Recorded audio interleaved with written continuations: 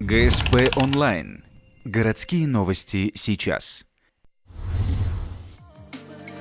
Вторник, 16:00. Центр социальной защиты. Прямая линия по вопросам предоставления мер социальной поддержки, государственной социальной помощи и других выплат семьям с детьми.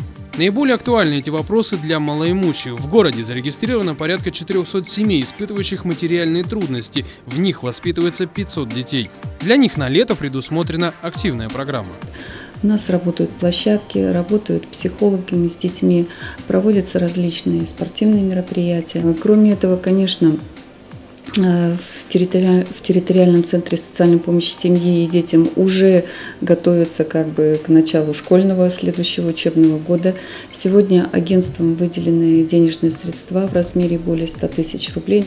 Деньги пойдут на канцтовары и рюкзаки для детей из малообеспеченных семей. Во время прямой линии поступило 2 звонка. Один касался молодой мамы, которая не может получить детскую компенсацию в связи с ликвидацией предприятия. Сразу же по телефону ей назвали необходимый перечень документов и описали процедуру оформления социальной поддержки. Также оперативно отреагировали на второй звонок о беженцах с Украины, которые недавно прибыли в Ухту. Им необходима помощь, ведь по сути люди оказались без крова. Уже в скором времени они получат всю необходимую поддержку, как материальную, так и психологическую.